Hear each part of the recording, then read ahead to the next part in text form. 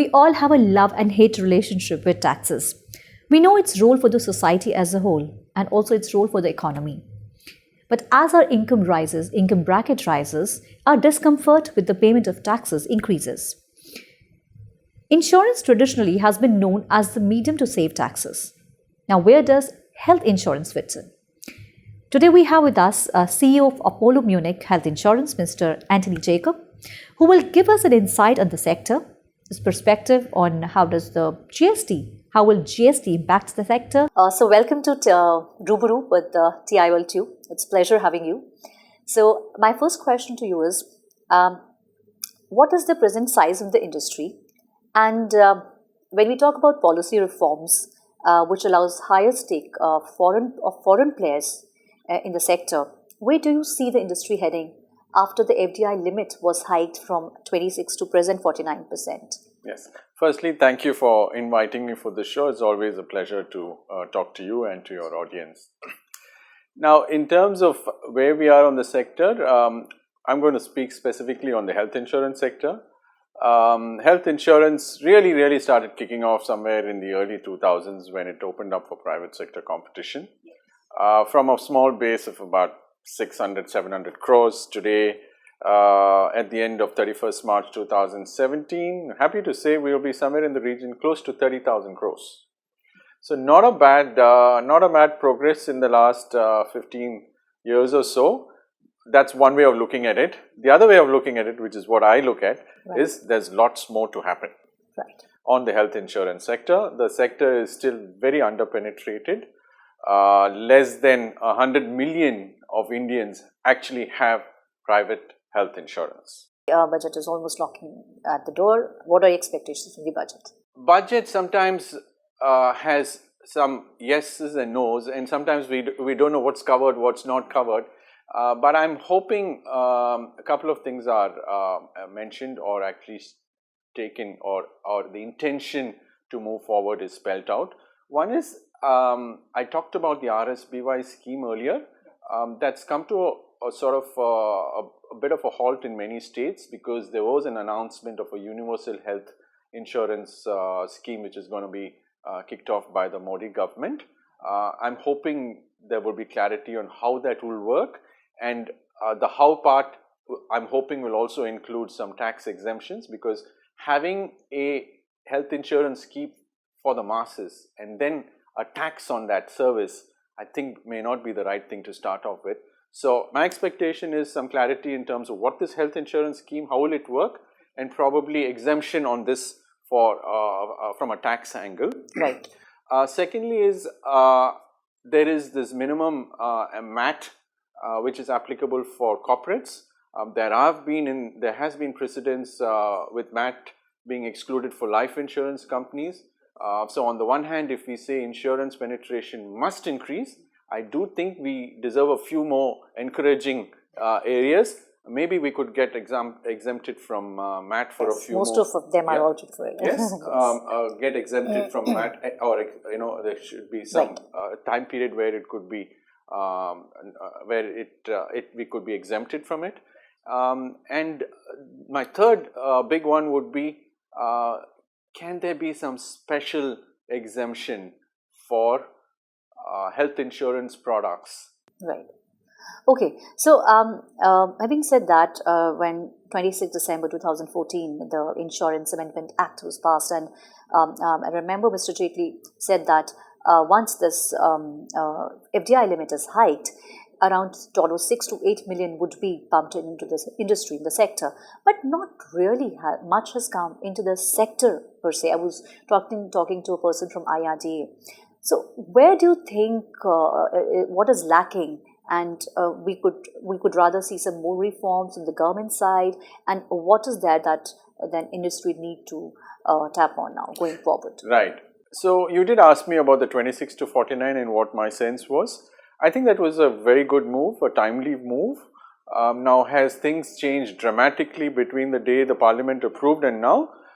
I personally didn't expect it to change dramatically, but I did expect change, and I have seen change. Right. Best of my knowledge, about 10,000 crores plus has come in from FDI money, from foreign shareholders into the insurance market. So standalone, I believe there are 6 standalone. Standalone, there are 6. At present. There are 6, out of which one, that's Apollo Munich and Max Pupa and TTK are the ones which have foreign partners. I believe in all of these 3, the 26 has been stepped up to 49.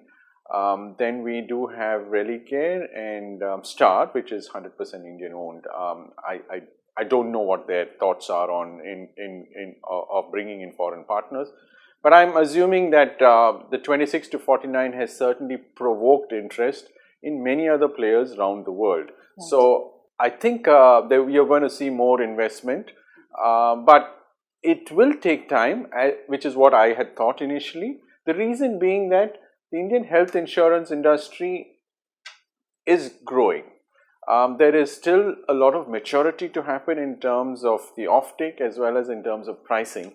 And unless those shape up, and I expect it to shape up in the next few years. So I think the number of players would increase as well as foreign equity into health insurance basis 2649 would see an increase. So I'll come to that later, but if I may ask you to share what are the recent regulatory changes that have taken place in the sector? Yes. So IRDA has been a regulator as well as has been also playing the role of developing the sector. Right. One of the biggest issues which the health insurance industry had is raising the awareness and also bringing out a cost-effective distribution system in place. An average health insurance policy ticket would cost you about 5,000 rupees, right? And for an agent, 15% of that is 750 rupees, and that's not too much. So there is an issue of what is cost-effective distribution, right? Mm-hmm. Very, very rightly, the regulator opened up the banking channels to health insurance. It wasn't available 3 years ago. So today we could use public sector banks, private sector banks, foreign multinational banks to access the length and breadth of the country. And I think that's a big change. Mm-hmm. In terms of other changes, the regulator has allowed portability in the last few years, which means if somebody is not happy with the existing health insurance provider, you have a choice of shifting over to somebody else who you believe is better. Okay, the interportability. Yes. Okay. In terms of looking at a variety of new products, innovation, the regulator, I must say, has been very encouraging. We ourselves have brought some innovation into the market, which has since been copied by many others. But I think it's been very progressive in terms of what the regulations are doing in terms of developing the market. And I think it's left to the industry players to actually go and suggest to the regulator what we believe our current customers and potential customers want. So in a way, I think what needs to be done is also the responsibility of players like us to keep educating the regulator, saying this is what the market is demanding. For example, now I am in the process of convincing the regulator and the finance ministry, saying the need of the hour is for players like us to come up with outpatient insurance products. So far it has been only in-hospitalization products. So health insurance covered a customer if you went into hospital, right, but didn't cover really your laboratory tests. If it was if you just had a flu or a fever or something and you didn't get admitted, right, your pharmaceutical purchases or the consulting fees of doctors, those outpatient, and that's a big chunk of everybody's purse. Right. Okay, so that is in the process. Yes.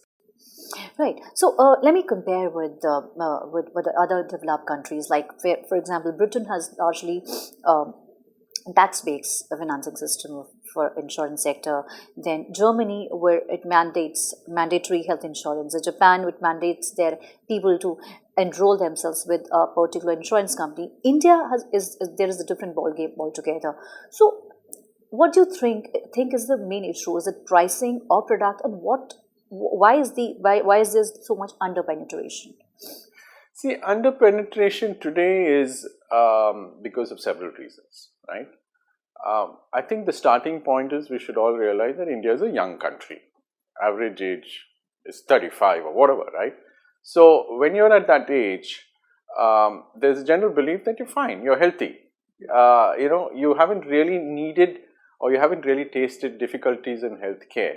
But the world is changing, lifestyles are changing, age is also moving up, elderly population percentage is also increasing.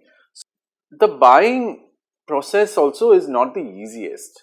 Now, in a subject like health insurance, there's a lot of data to be captured and there's an underwriting process before you can give a price in a product. So, it's not just like going into Amazon and just picking up a mobile phone and having it delivered.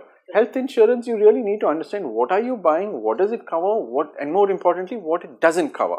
So, the whole buying process is also not similar to buying a commodity or buying something else. So, all of these have led to a slow progress in the past, but I'm bullish and I think the world is changing and I think our industry is changing and I think people's mindset is changing. So, I really think that you're really going to see some accelerated growth of about 30% per annum, 25 to 30% per annum year on year for the next maybe 5, 10, 15 years. Okay, so there are two parts to my question. When you said that tier 2, tier 3 cities, so how is the rural sector focus increasing? Because that is also a major chunk wherein that needs to be tapped. And secondly, when you said that, of course, rightly said that it is not just a product which you go and buy online or rather offline, go to brick and mortar store and just pick up the product. There are a lot of procedures involved. And having seen the different products, there are more exclusions than inclusions. For example, this is not covered, this is XYZ is not covered. So out of the pocket expenditure for a particular person is on a higher side. So what is being done to tackle that? So several parts to your question. One is on the rural side, right? There was a scheme called the RSBY scheme, which was monitored by the Ministry of Labour, which actually catered to the people below the poverty line, and it was open to companies like us to participate. And I must say, we're very proud to participate, and we actually insured people below the poverty line in Meghalaya, Nagaland, parts of Bihar, parts of Maharashtra, right? Okay. So, we've been there, we've done several millions of people, and many other companies have also done the same thing.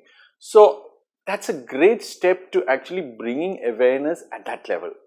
Now, we have to assume that people below the poverty line, with India growing, they will go above the line. So, once they've tasted insurance below the poverty line, which is largely funded by the government, they start beginning to understand there is a financing mechanism. So, as their life progresses, as their income, they will also want private insurance. So, as far as the masses are concerned, that below the poverty line of 300-400 million people, they've tasted something which is being given by the government.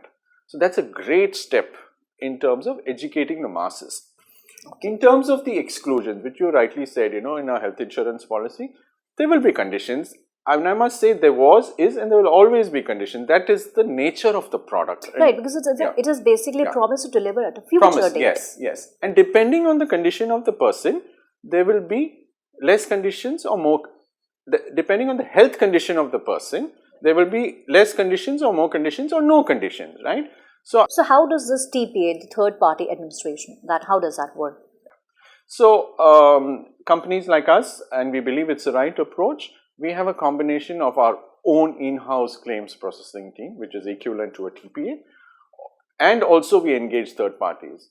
The own in-house is used exclusively for all our retail customers, and we believe that's the way to handle it. So, if you are a retail customer, an individual who bought with his or own money from us, then you would go through our own internal claims processing team, which is an equivalent to a TPA, but in-house.